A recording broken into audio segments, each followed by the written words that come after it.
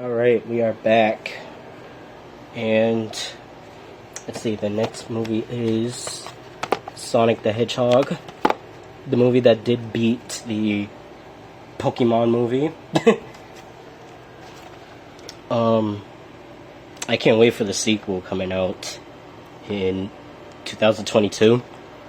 Yeah, that's gonna be a great movie to watch. Jim Carrey as Dr. Robotnik. Good stuff. Everything about this movie is pretty good, man. I remember way back when they first reviewed the first trailer, before, they fixed Sonic's design, everyone was pretty much like, fix it, please fix it. And Paramount Pictures did listen to their fans. They actually listened to the fans fixing the design of Sonic, so that's pretty good. This Blu-ray came with a comic book, The Adventures of Sonic and Donut Lord, which is the dude that travels with him in the movie. You might recognize him from other movies, but it's basically a Sonic the Hedgehog the movie comic book. Here's the back. I really like that ship, Dr. Robotnik's ship at the end. That whole chase sequence with Sonic and Dr. Robotnik at the end, good stuff.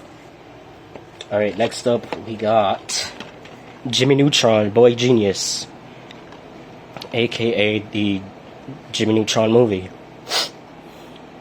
It's a great movie. It's pretty nostalgic for me. I love Jimmy Neutron, and the more I watch this movie, the more I love it. I kind of wish I did have the Jimmy Timmy Power Hour movies, or TV specials, I should say, because those ones are also pretty good. Like, I like the animation from, Timmy's animation to Jimmy's animation. It's good stuff. And yeah, Jimmy Neutron, Boy Genius. The ending scene to this is, oh my gosh, it's pretty good. Alright, next we got Hoodwinked. Basically a Red Riding Hood type story in its own perspective. It's a pretty good movie. At least the first one is. The second one's kind of bad. I mean, if you watch this movie back, like, right now, and the animation, it's okay, This did come out in 2005, so they had to work with what they had to work with, basically. The characters in this is pretty funny, like, the wolf, right there, and that freaking squirrel, where is he? Right there he is. Those are funny characters, probably the best characters throughout the whole movie. And then we got the sequel, Hood vs. Evil. I was kind of mad that they replaced Red Riding Hood's voice, like her actress person, to what's her name? It's this character right here. Yeah, she was played by in the first movie. She was played by let me see. I can't even remember her voice actor. Annie Hathaway. There we go. But yeah, she's okay in this, I guess. The twisted ending to this, Hansel and Gretel, basically the villains in this. Shocking, right? Alright, then we got the last movie for this shelf. We got Escape from Planet Earth. I saw it in theaters. It's pretty good. I like the story with it. Them getting trapped on planet Earth and then trying to get back home to their planet. It's pretty nostalgic for me too. Like, as I go back and watch it, it's pretty nostalgic. The jokes are pretty good. It's not like one of those like random movies where it's just bad. But this is the complete opposite, at least for me. All right, now what I'm gonna do is put this down and fix this, because it wasn't like this shelf wasn't like this originally.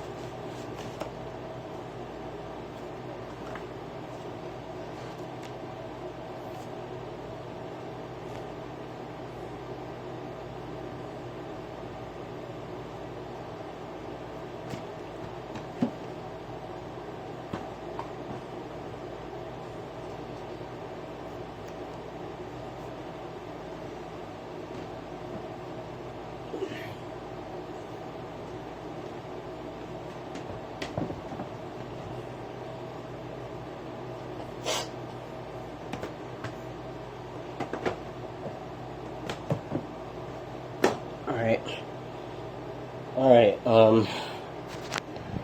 now that's the first shelf with the front of it. Now we're moving on to the bottom shelf.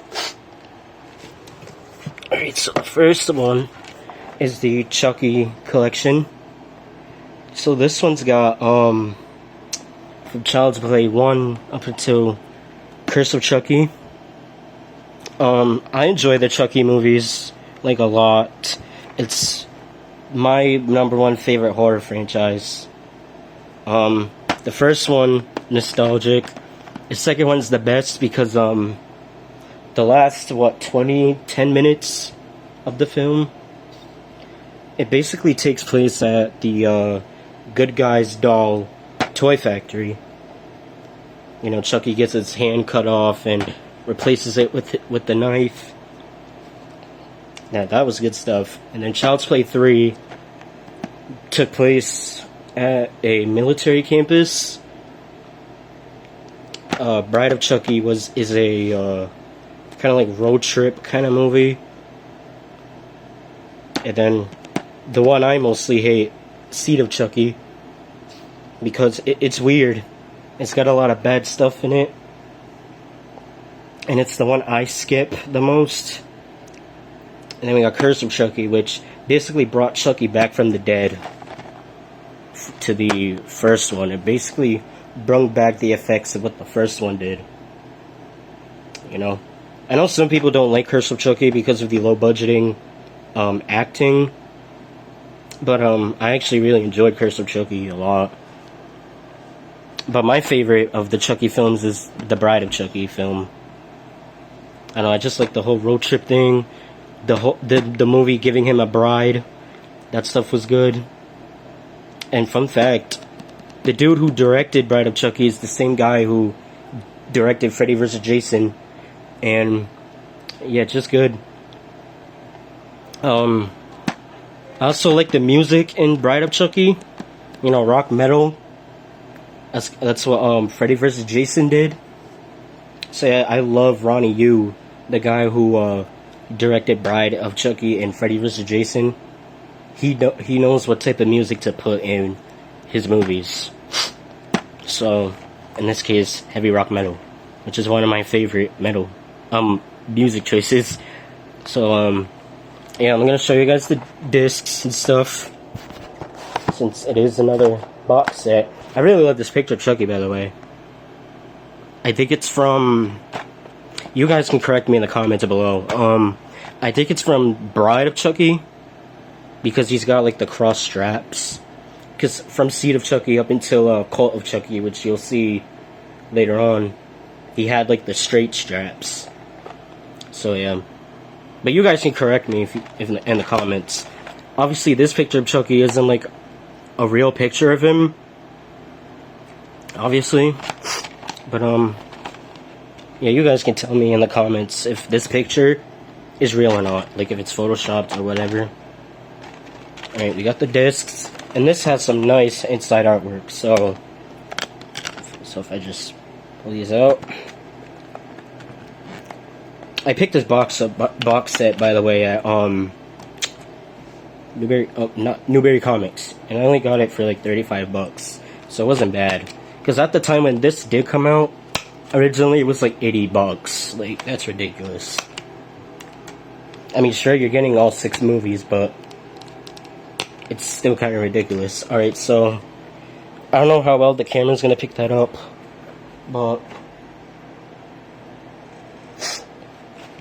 there is nice interior artwork on this. You ain't gonna get you an AC? You want some AC?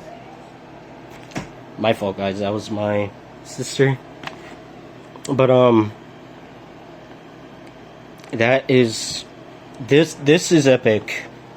I really like this interior artwork on this set. So here's the first row of pictures. We got scenes from Child's Play 1 and 2. Obviously, this is the first one. The first one when he first comes to life. That's my favorite scene in the first one, where he's like cursing out Andy's mom, Karen. Child's Play 2, that's when he went in the basement.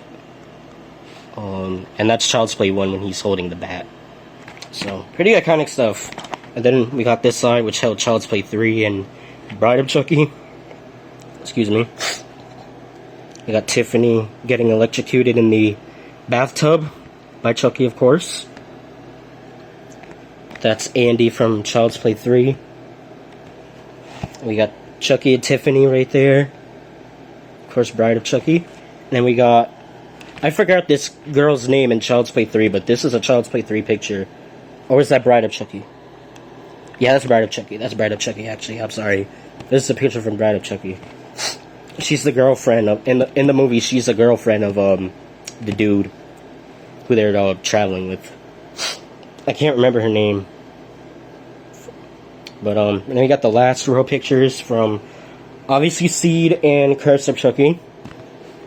We got I don't know if you guys can see that very well. Hold on, let me see if I can adjust the brightness.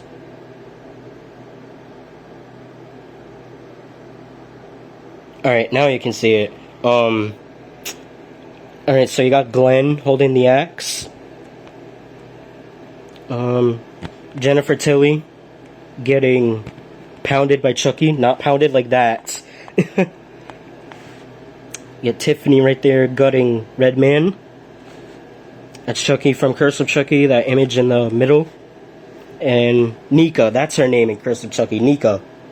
Which, of course, is Brad Dourif, the guy who plays Chucky in all these movies. That's Brad Dourif's real-life daughter, Fiona Dourif.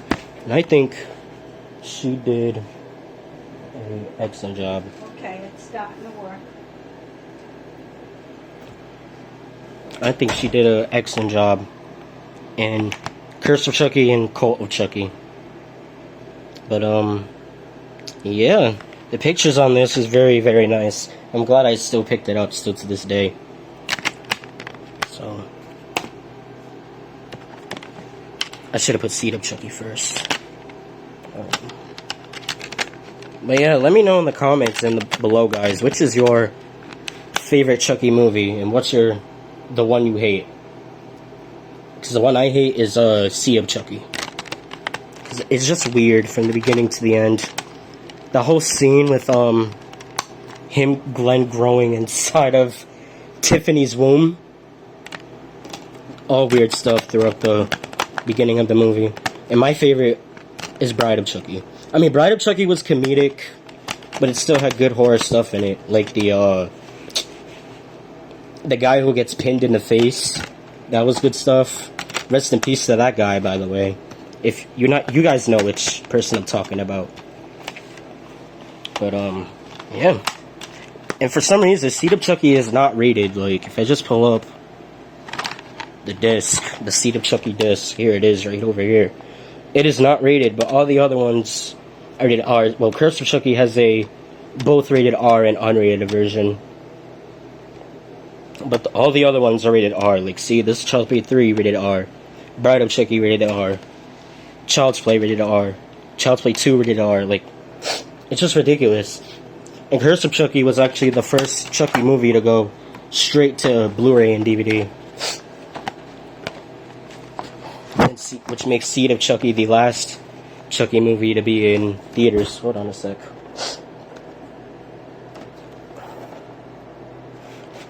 I actually put that in wrong. Alright, so there's that. Then we got Curse of Chucky, which I own individually. I basically, so this is what I did with the Chucky films. So I got Curse of Chucky first, because, I got it the first day it came out in 2013. The first day it was directed straight to Blu-ray. And then I got the box set and the Cult of Chucky. So, yeah. So, Curse of Chucky, this is by far one of the best Chucky movies. I thought it was good. It was really good. It basically had the Child's Play 1 like direction with it, with the POV shots with Chucky. The kills are pretty gruesome. Like, you get a lot of good stuff in this movie. Fiona Dourif as Nika Pierce in the movie. It's pretty good, and she is in it.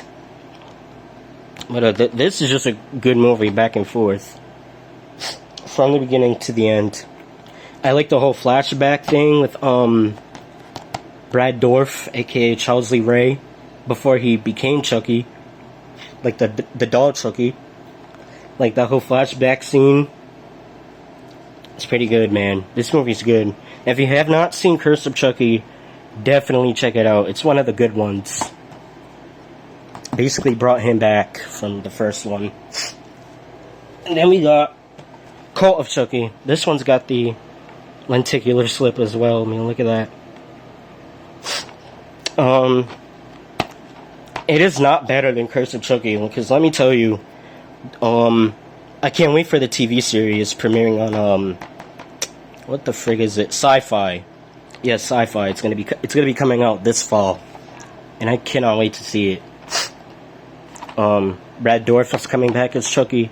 Basically, the whole entire cast from the movies, like Jennifer Tilly, Fiona Dourif, Alex Vincent, who played Andy Barclay. It's Child's Play 1, 2, not 3, because they got another guy to do Andy. The post credit scene was the end credit scene. I don't know, basically the post credit or end credit scene. Curse of Chucky. That's the third Chucky film he's been in, and then Cult of Chucky because he's in Cult of Chucky. So basically, from Curse and Cult of Chucky, he's an adult, basically. And I think he has enough screen time in Cult of Chucky. And same thing with Jennifer Tilly as Tiffany. But yeah, I just cannot wait to see what this franchise has for us in TV series. Cult of Chucky, it has some good parts. Like, the kills are pretty gruesome. They're nice, and they're nice. You get a lot of, like, carnage candy in this, just like with the Curse of Chucky. But the whole story of it, basically Chucky transferring his soul into, like, more than one doll. The same thing with the Tiffany one. Because at the end of this movie, spoiler alert, there is a Tiffany doll sitting in Tiffany's car, which I guess we'll find that out how that is in the TV show. They'll explain it better, but yeah, Chucky does win in this movie. Spoiler alert, he does win in this movie. He finally gets a body transfer to Nico at the end.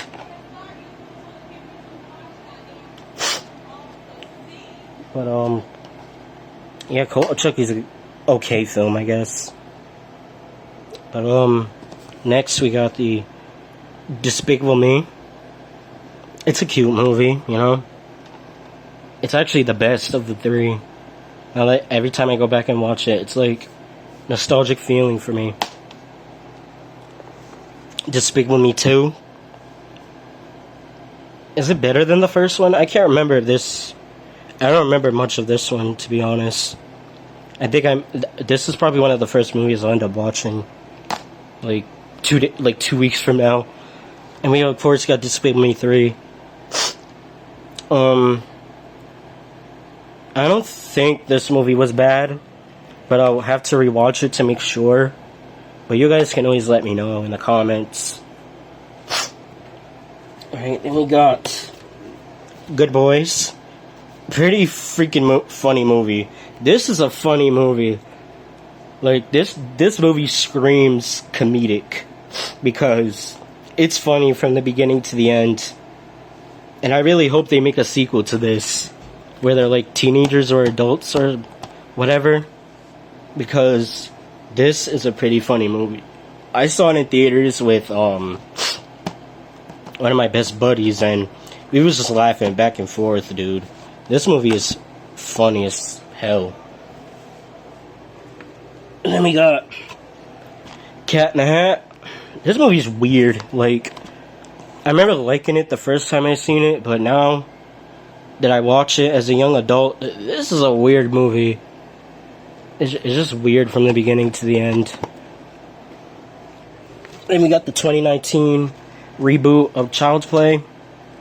It's not bad. I mean, the Chucky doll, like the way he looks in this one, it looks pretty bad, because the special effects on the doll in this one, they don't age well, and that's a bad thing, because like, this movie came out in 2019 and it still does not look good, like the doll in general. Like, there's a scene in this movie where Andy tells him, "Oh, make scary face," and it just doesn't look right. Like, go watch the movie if you haven't seen it already, and you'll know what I'm talking about. But I really hope they don't make a sequel to this, because it's really not necessary. Alright, let's jump into some anime. We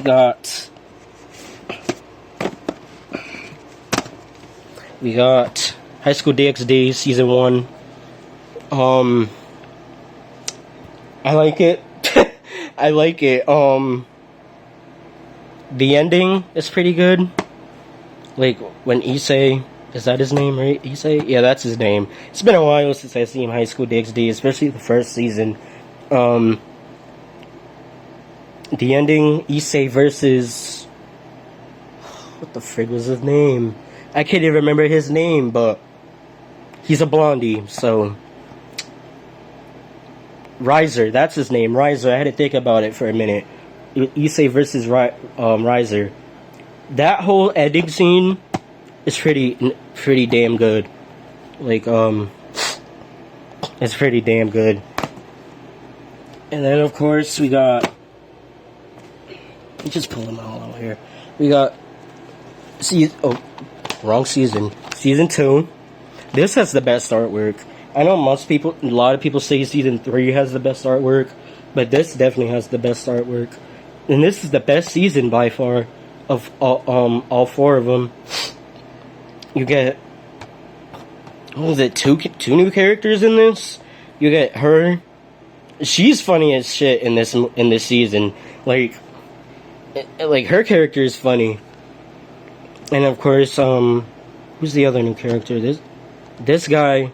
Don't let this character fool you in this second season, because believe it or not, when I first seen High School DxD season 2, like that character, like I really thought that character was a girl, but no, it's a dude. He looks like a girl. He wears a skirt. He wears leggings. But High School DxD, I think, has the best ending. Like, as far as the second season goes, has the best ending. I got season 3. Now, this is the one that people say it's the best because it has some good fight sequences. It has a good ending to it. I love the theme song to this, though. Like, the theme song is pretty catchy. Pretty much all the High School DxD theme songs and outro songs are pretty catchy. But, this one basically hits me the most for the intro. The best High School DxD outro has to go to season 4, which I'll show you in a bit. But this has the best intro. But, and she's the new character in this. She's a Valkyrie, which is pretty cool. And the 3rd season's good. I'm not going to say it's bad because it's actually pretty damn good. And then we got season 4. I like this artwork. It's basically the poster. Like, all of them have the poster artwork pretty much, but like when they first announced that they were going to do a Blu-ray release of this, they announced that the poster wasn't going to be the artwork for the Blu-ray release, but I guess they changed their minds and was like, fuck it. They were like, oh, all the other ones have poster artwork, but so let's just give it to the 4th one. But, people have been complaining about the animation in season 4, like how it changes from hand-drawn to, like, computer animation. To me, I've grown on it now, like, basically when I got to, like, what, the 8th or 9th episode, and because there's 12 episodes per episode in each season. So by the time I got, like, to the 8th episode, I was like, I'm already used to the animation now, so it doesn't really bother me as much now than what it did before. So the action in this is pretty damn good too. Like the last fight sequence with Issei versus, I think it was Rias' cousin. Rias. What was his name? I can't remember his name. Syra Org. It was Issei versus Syra Org in the last episode, and that shocked me. Issei, spoiler, he won to Syra Org. And he is strong as hell. Like, Syra Org is strong as hell. Like, watch High School DxD Season 4. Just that last episode alone. It's a pretty big fight. Alright, we got some more anime. We got possibly one of my other favorite animes, which I wish had a Season 2 Blu-ray release. We got Tease Master Takagi-san. Now, this is an anime that a lot of people have been talking about when it first came out. And I have to agree, it's one of the best animes out there. It's actually really that good. And it actually surprised me too, because when I first saw the trailer for this, like, when it was gonna come out the first time, I wasn't that into it, like, but now that I actually bought it on Blu-ray, like, I think it was a year ago I bought this on Blu-ray. I bought this off of Amazon for, like, I think it was only $25, so it wasn't bad. So it's a pretty cute anime for those little teenagers, I guess. But I don't know. I'll probably watch it like a couple years from now, because I literally just got done watching it like 2 weeks ago. But yeah, there's that one. I really wish that one had a season 2 release, because season 2 is the best. But sadly it's only streaming on Netflix. But next up we got some more anime. We got The Testament of Sister New Devil season 1. This is basically a bootleg of High School DxD.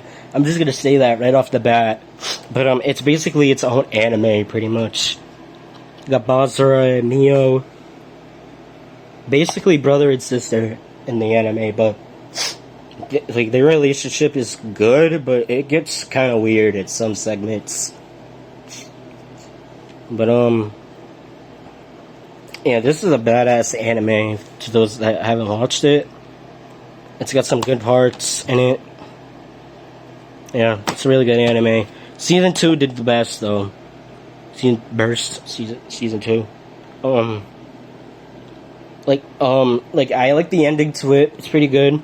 The theme songs for both of these are pretty good too. Like, I can't even decide which theme song is the best, let alone the outros, because they're both good for both seasons. But I enjoyed the second season to this more than the first.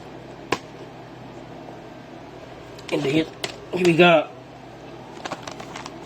To Love Ru. The English dub version. The To Love Ru series is pretty good, like as far as the first season goes, because by the time they got to the second season, they pretty much did what High School DxD did, because the first season is hand-drawn. Like, you may not tell it from some scenes, but it is hand-drawn. And by the time they got to season 2 up to season 4, which I don't have seasons 3 and 4, and they're ridiculously expensive online too. Like, I looked up season 3 for To Love Ru, and it was going for like $80 to $100, so, which is pretty ridiculous. But season 2, Moto To Love Ru, I think that's what it's called. It's not bad, you know. It's not a bad season, but my heart goes down for the first season, because I like hand-drawn animes much better. Alright, let's get into some Spider-Man. Alright, I got a lot of Spider-Man stuff. So here is the deluxe edition for the first one, which I got on eBay like 3 or 2 years ago, I can't remember. But yeah, funny story about this is that when I got it, it came with the widescreen version of the film. So this is what I did. I got rid of that one. I sold that one for like $10.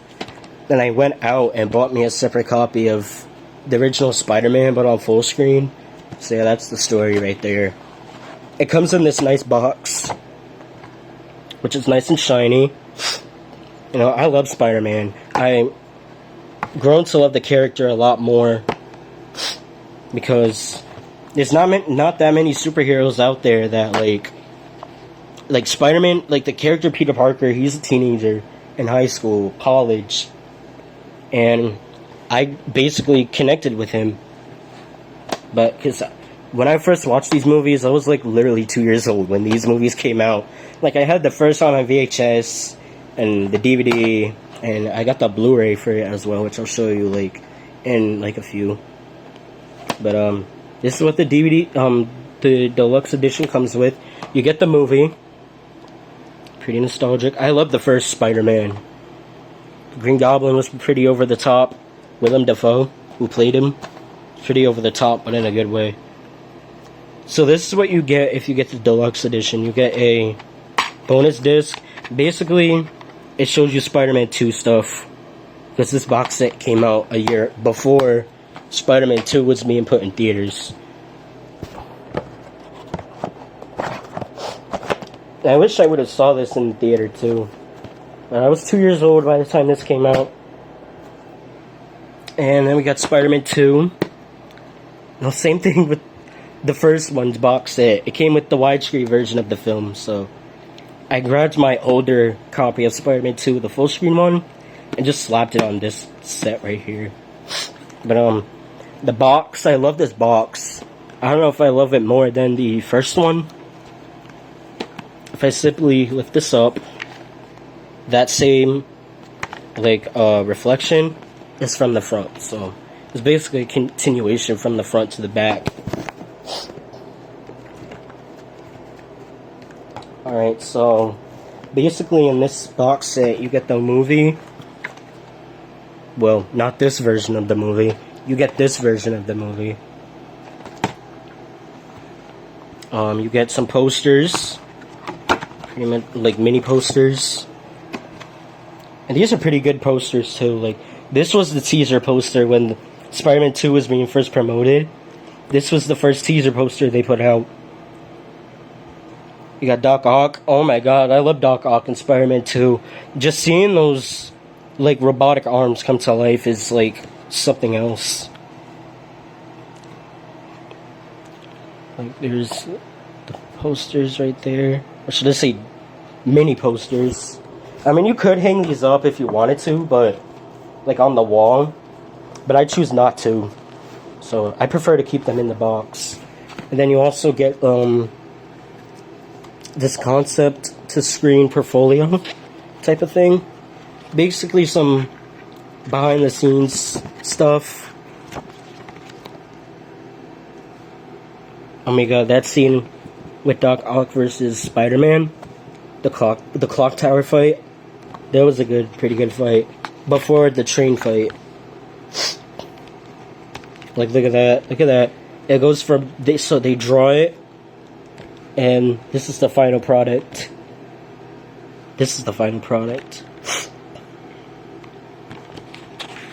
I wish they would have did that with movies today. Then we got the whole scene with Peter Parker, Spider-Man stopping the train. That was a pretty good scene. I love that scene so much. In Spider-Man 2.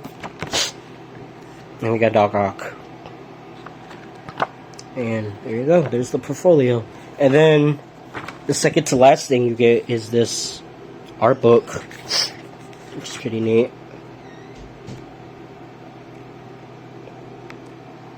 Pretty good stuff in this box set.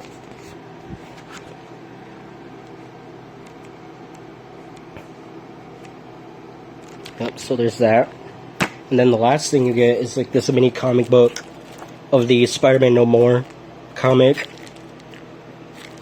which I prefer to keep in the wrapping. I'm not going to take it out the wrapping because it looks more valuable.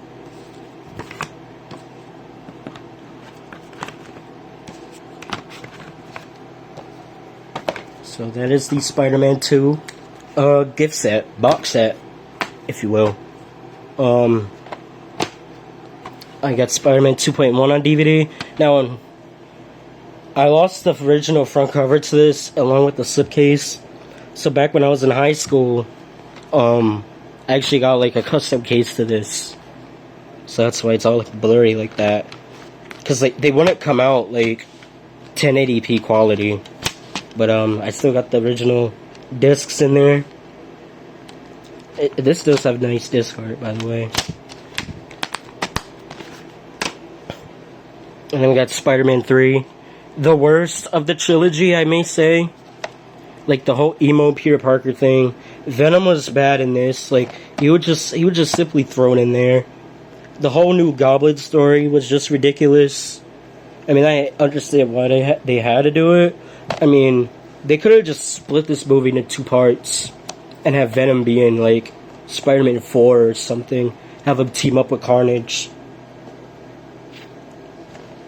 But they were going to do Spider-Man 4 in 2009, but it got canceled to the point where, because Sam Raimi, the guy who directed these movies, also directed the Evil Dead trilogy, which soon to be directed Doctor Strange 2. That's going to be a good movie when it comes out. But, because Sam Raimi, he didn't even want Venom to be in this movie, but Sony owned the rights to these movies, like the original. They still own the Spider-Man movies, like today. But Sony wanted Venom in there, but Sam Raimi didn't want Venom in there, so he's kind of forced to put Venom in. But and Tobey Maguire, he's my favorite Spider-Man. Andrew Garfield was okay, I guess, but the Amazing Spider-Man movies definitely had the best swings. But here you go. And then I got the Spider-Man movies again on Blu-ray. These movies look awesome on Blu-ray, by the way. You got that famous scene in the first one. Rest in peace to Raimi Savage, who did the character Bonesaw. So you get the first movie in there. These J cards, by the way, have some nice artwork. So there's the first one. Spider-Man 2. The train fight. Obviously the best fight in the movie. So this comes with Spider-Man 2. Like the theater version of Spider-Man 2. And then it comes with the direct straight to DVD extended version of Spider-Man 2. Just Spider-Man 2.1. Which is my preferred choice when watching Spider-Man 2 is I click Spider-Man 2.1 instead. Spider-Man 3. There's the disc right there. I don't know why this one's having trouble getting out, but there's the Spider-Man 3. And then there's the bonus disc, which actually contains the editor's cut of Spider-Man 3. Which is all the reason why I bought this set, was because I didn't even know that the editor's cut of Spider-Man 3 even existed. And it did come out at the time when Spider-Man Homecoming was in theaters. And then I got the Amazing Spider-Man set as well. No, I don't hate these movies, but the first one is good, but my hatred goes to the Amazing Spider-Man is because it has the whole thing with Spider-Man 3, too many villains, the relationship with his love interest. It's pretty much Spider-Man 3 all over again. But it had the best swing shots in these movies. The swinging is pretty damn good in these movies. But it's the first one. I like that suit, by the way, in the first one. I know there's a lot of hate. That's people didn't like it. And I also really like the suit from the second one. It definitely reminds me of like the comic books and the cartoons. And then we get the bonus disc, which is, I guess, learning about Andrew Garfield's Peter Parker. I mean, it said Peter Parker on the disc, so that's what I'm assuming. So I'm basically gonna end it right here because it's more than 40 minutes long. So yeah, we're gonna continue